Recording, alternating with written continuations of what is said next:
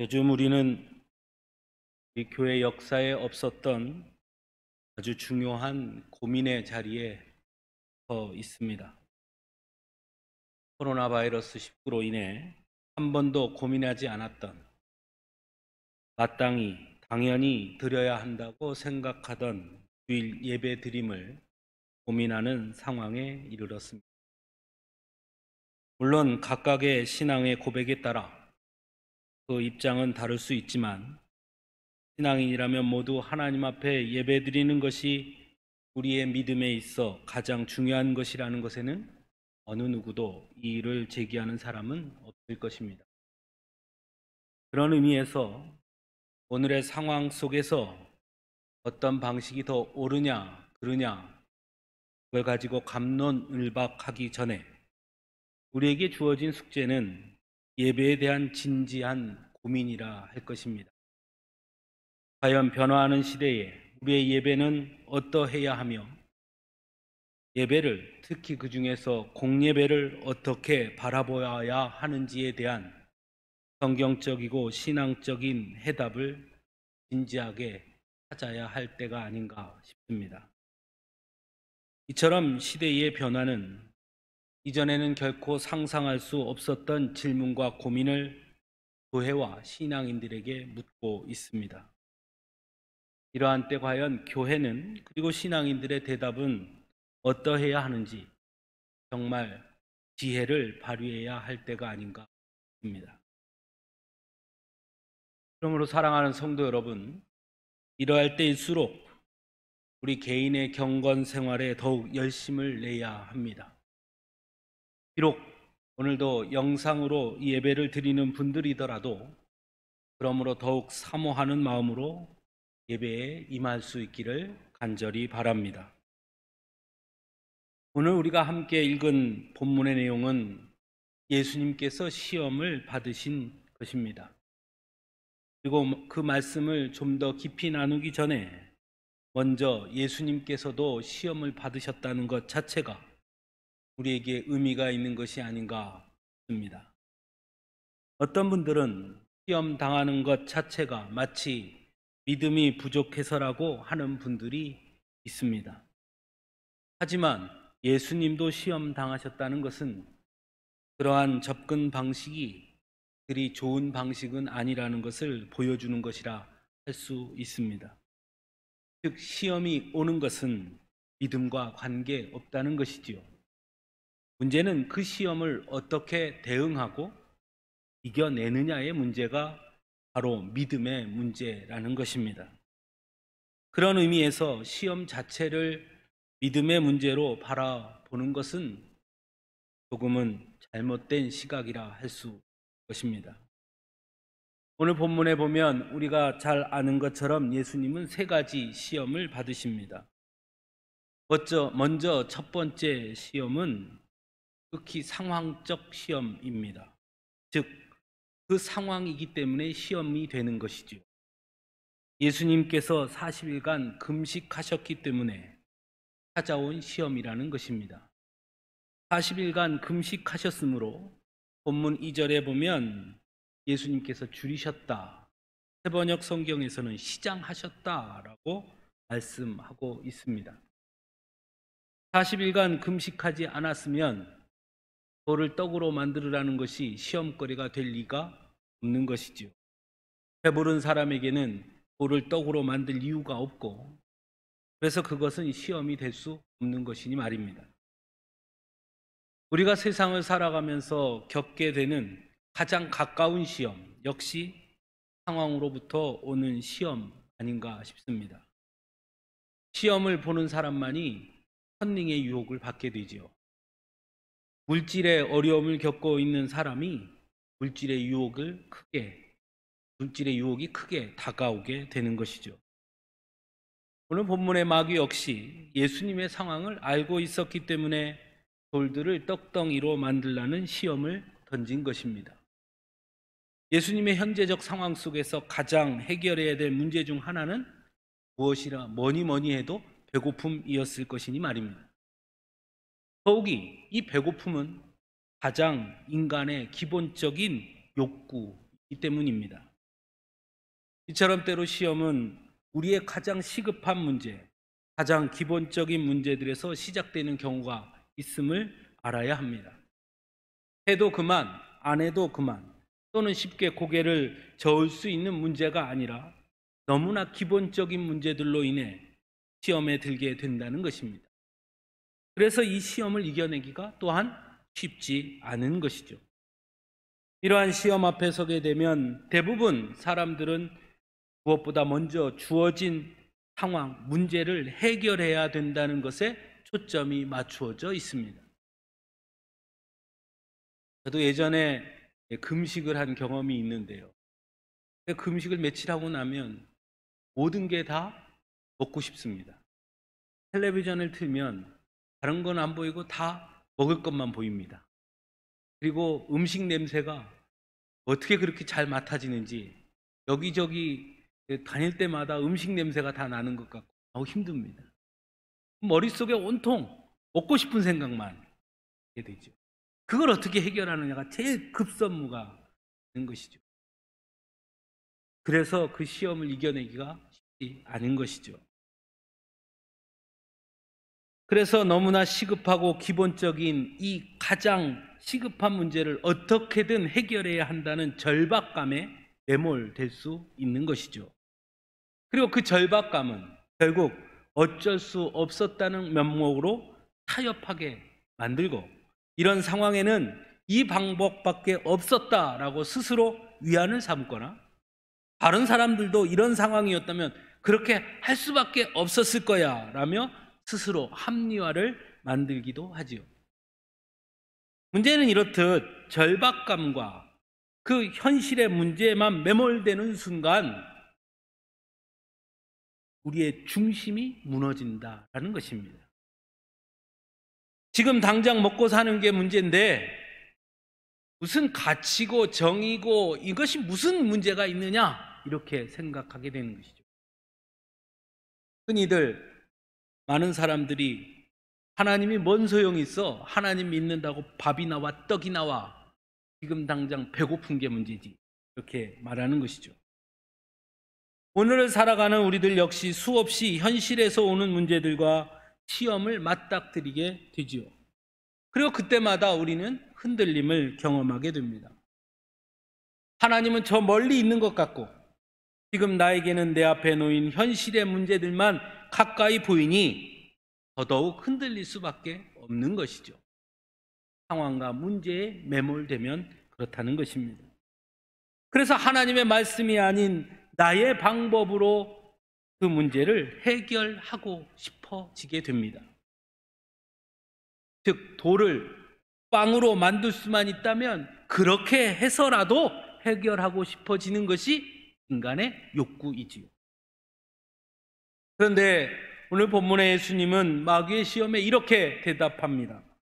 사람이 떡으로만 살 것이 아니요 하나님의 입으로부터 나오는 모든 말씀으로 살 것이라 하였느니라. 사실 이 대답은 어떤 면에서는 직접적인 대답은 아닌 것처럼 보입니다. 왜냐하면 마귀가 예수님께 질문한 것은 배고프지? 40일 동안 굶었으니 얼마나 배가 고파? 여기 먹을 거 하나도 없는데 어떡할래? 너 돌을 떡으로 만들어서 먹어 한 것이거든요. 그럼 대답은 둘 중에 하나여야 합니다. 하나는 나 배고파. 돌을 떡으로라도 만들어서 먹어야겠네 하든지, 아니면 아니 배 안 고파, 또는 걱정하지 마, 저 밑에 내려가면 준비돼 있어, 그거 먹으면 돼. 이런 것이 직접적인 대답. 그런데 예수님의 대답은 달랐다는 것입니다. 당장의 문제 해결, 맞닥뜨린 상황에 대한 직접적인 대답은 아니라는 것입니다. 오히려 좀 더 근원적인 대답을 하고 있다는 것이죠. 즉 지금 당장 내 앞에 주어진 상황의 문제를 바라보고 그 상황을 타개하기 위한 방안을 제시하는 것이 아니라 오히려 당장의 배고픔이 아닌 우리는 어떻게 살아야 하는가에 초점이 맞추어져 있다는 것입니다. 배고픔을 해결하는 것도 중요하지만 그러나 진짜 중요한 것은 우리의 삶이 하루하루 배고픔을 해결하는 것이 삶의 중심이 돼서 살아가는 것이 아니라 그 중심에 더 큰 하나님의 약속과 말씀을 바라보며 살아야 하는 것이다 말씀하고 있는 것입니다. 비록 매 순간 겪게 되는 현실의 고난과 고통과 시험과 위기가 있다 하더라도 믿음의 사람이라면 그 안에서 그 문제에 매몰되어 그것만 해결하려고 전전긍긍하는 것이 아니라, 두려워하는 것이 아니라, 그럼에도 불구하고 현실에 수없이 많은 문제들 앞에 있음에도 불구하고 우리는 하나님의 약속과 말씀을 바라보며 사는 자라는 걸 잊으면 안 된다는 것입니다. 오늘의 우리 현실 속에서도 마찬가지입니다. 수없이 많은 어려움이 있고 문제가 있지만 여러분, 그 문제에 매몰될 것이 아니라, 그러면 그럴수록 더욱 우리의 중심이 하나님의 말씀에 서 있어야 될 줄로 믿습니다. 두 번째 시험은 내가 하나님의 아들이어든 성전 꼭대기에서 뛰어내려라. 그러면 그의 사자들이 너를 받들어 발이 돌에 부딪히지 않게 할 것 아니냐라는 것입니다. 이 시험의 핵심은 내가 하나님의 아들이어든 이란 말입니다. 즉, 너 하나님 아들 맞아? 그럼 증명해봐 하는 것이죠. 어떻게 보면 그래서 이 시험은 믿음의 사람들에게 있어서 가장 근원적인 시험 중에 하나라 할 수 있습니다. 가끔 우리들도 어떤 상황에 처해지면 스스로 의문을 품게 될 때가 있죠. 정말 하나님이 나를 사랑하는 것이 맞나? 그래서 하나님의 사랑을 확인받고 싶고 어떠한 특별한 경험들로 그것을 증거하고 싶을 때가 있죠. 더욱이 지치고 힘들 때 더욱 그렇죠. 그럴 때 우리는 기적을 바랍니다. 병으로 고통당하는 분들은 하나님이 날 사랑하신다면 고쳐주셔야 되는 거 아니야? 물질로 어려움을 당한 분들은 하나님이 날 사랑하신다면 사업이 잘 되게 해주셔야 되는 거 아니야? 그리고 실제로 그런 일들이 일어나면 나는 절대로 내 믿음이 흔들리지 않을 텐데 생각하지요. 또한 주변에 그런 일들이 일어난 사람은 와, 저 사람은 정말 하나님이 특별히 사랑하시는 것 같아. 근데 나에게는 저런 일이 안 일어나는 거 보니 나는 하나님이 별로 사랑하지 않나 봐. 그렇게 생각할 때가 있죠.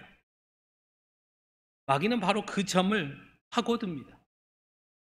하나님의 사랑을 의심하게 하는 것이죠. 하나님의 백성이라는 것을 의심하게 하는 것이죠. 야, 너 하나님 백성 맞아? 야, 너 하나님의 자녀 맞아? 증명해봐. 예수님은 마귀의 그 시험 앞에 아주 단호하게 말씀합니다. 주 너의 하나님을 시험하지 말라. 하나님의 사랑을 의심하지 말라. 하나님의 사랑을 상황을 통해 확인하고 증명해달라 하지 말라. 하나님의 약속을 의심하지 마라. 내가 하나님의 백성임을 의심하지 마라. 하나님의 사랑을 빌미로 나의 요구를 내세우고 그것으로 하나님의 사랑을 확인하려고 하지 마라. 말씀. 사랑하는 성도 여러분, 하나님은 지금 우리 모습 그대로를 사랑하시는 분입니다. 우리가 곤경에 처했다고 하나님이 사랑하지 않는 것이 아니라 곤경에 처한 그 모습 그대로를 사랑하시는 분입니다. 하나님은 결코 사랑하시는 백성들의 관망자나 관찰자가 아니라 바로 그 자리에 함께 계심으로 먼저 더 아파하시고 고통당하시는 분이라는 것을 여러분 잊지 마시기 바랍니다. 내가 하나님의 아들이어든 이라는 이 마귀의 시험은 또한 끊임없이 바로 그래서 정체성에 대한 질문이라는 것입니다.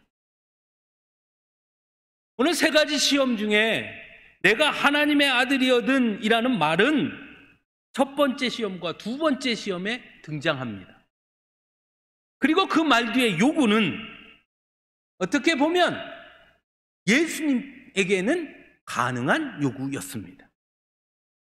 돌을 떡으로 만드는 것, 성전에서 뛰어들이면 뒤에 천사들이 그를 받드는 것, 예수님이라면 결코 어려운 일이 아니었습니다.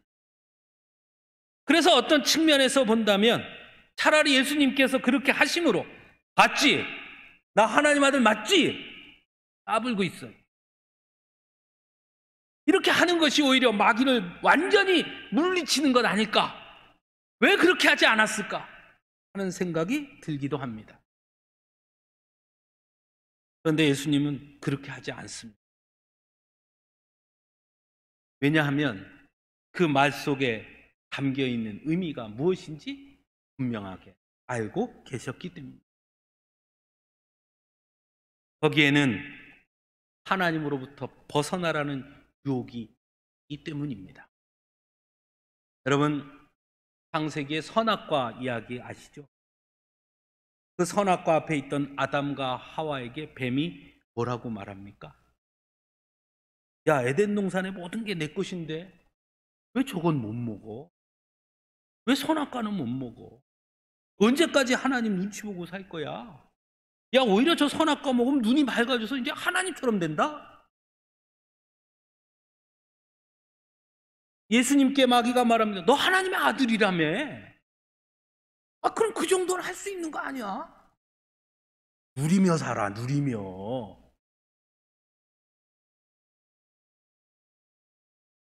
아담과 하와는 뱀의 유혹 앞에서 결국 선악과를 먹게 되죠. 하나님의 보호를 사랑으로 여기지 못하고 간섭으로 여긴 인간이 스스로 우리 스스로의 길을 갈 수 있다는 착각 때문에, 이젠 우리가 스스로 하나님이 될 수 있다는 착각 때문에 결국 선악과를 따먹게 되죠. 그리고 잘 아는 것처럼 하나님과 인간의 관계는 상처를 입을 수밖에 없습니다. 마귀는 예수님에게도 그 시험을,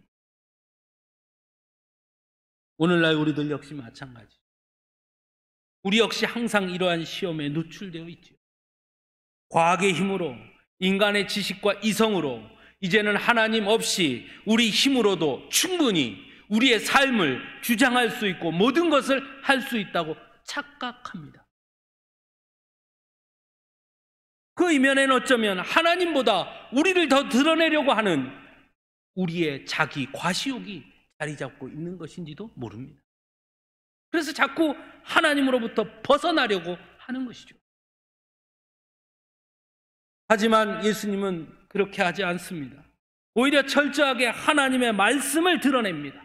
하나님 없이 나 혼자 할 수 있다는 교만과 오만함이 결국 하나님과 우리 사이를 갈라놓게 될 것임을 알았기 때문입니다. 언제나 우리의 주인은 하나님이고 언제나 우리는 하나님의 말씀으로 그래서 사는 자라고 분명하게 말씀합니다. 주 너의 하나님을 시험하지 말라 함으로써 하나님과 우리 사이를 갈라놓으려 하는 마귀의 흉계를 정확히 꿰뚫고 계십니다. 사랑하는 성도 여러분, 우리는 하나님의 자녀입니다. 우리의 주인은 오직 하나님밖에 없다는 것을 잊지 말아야 합니다. 내 주인이 내가 된다고 생각하는 순간 우리는 무너질 수밖에 없음을 기억하시기 바랍니다. 세 번째는 산으로 가서 천하 만국과 영광을 보여주고는 마귀가 내게 엎드려 경배하면 이 모든 것을 내게 주리라 라는 시험이었습니다. 우리가 흔히 자주 쓰는 말 중에 이런 말이 있죠. 뭐로 가든 서울만 가면 된다. 서울이라는 그 목적지를 향해 가는 그 과정과 수단은 그렇게 중요한 게 아니다. 어떻게 하든 거기만 가면 된다. 또 이런 말도 있죠. 개같이 걸어서 정승같이. 그 과정은 그렇게 중요한 게 아니야. 결과가 주어진다면 그 다음에 제대로 살면 되는 거 아니야.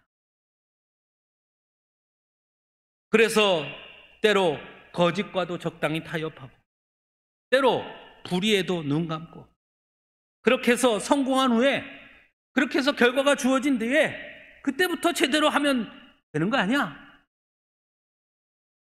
이런 유혹 앞에 서게 될 때가 있죠. 그런데 예수님은 분명하게 말씀합니다. 주 너의 하나님께 경배하고 다만 그를 섬기라. 결과도 중요하고 목적도 중요하지만 하나님과 함께 함으로 결과를 이루어야 하고 목적을 성취해야 그것이 귀한 것이다. 하나님 없는 결과, 하나님 없는 목적의 성취는 오히려 허상에 불과한 것이고, 그것은 오히려 독이 될 수 있음을 분명히 가르쳐주고 계십니다.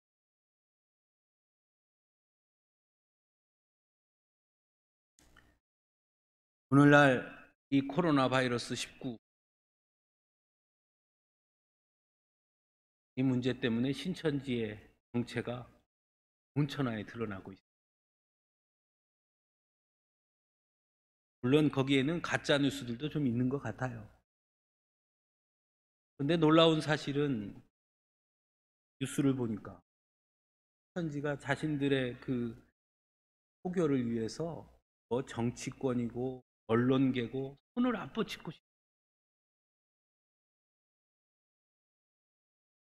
자신들의 목적을 위해서는 부모를 속이고 부모를 고발하기도 하고 고소하기도 하고 친구를 속이고 거짓을 말하고 무엇을 해도 괜찮다는 거예요.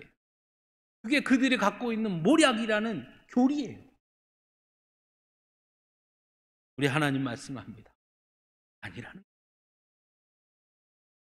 결과 중심에 매여서 과정과 수단을 우습게 여기면 안 된다는 거예요. 믿음의 사람은 그 과정에 하나님의 함께 하심이 더 중요한 것입니다. 하나님과 함께하는 광야 생활이 하나님 없이 왕궁에 사는 것보다 더 귀한 것입니다. 그것을 잊지 말아야 한다는 것입니다. 사랑하는 성도 여러분, 우리는 항상 오늘의 삶 속에서 끝없이 시험 앞에 서게 됩니다. 그래서 오늘 우리가 읽은 이 말씀이 더욱 귀하게 다가옵니다. 예수님도 시험 받으셨습니다. 그러니 시험 앞에 선 것에 위축되거나 낙심하지 마십시오. 믿음이 부족해서가 아닙니다. 문제는 그 시험을 어떻게 이겨내느냐에 있는 것입니다. 예수님은 우리에게 시험을 이기는 방법을 분명하게 보여주셨습니다. 눈앞의 상황에만 매몰되지 말고 비록 아무리 힘들고 어렵더라도 하나님의 약속과 하나님의 말씀을 바라보고 중심에 두고 살면 시험을 이길 수 있다. 가르쳐 주십니다. 하나님이 우리와 함께 하심을 의심하지 말고 하나님의 사랑을 의심하지 말고 굳은 믿음 안에 서면 시험을 이길 수 있다. 가르쳐 주십니다.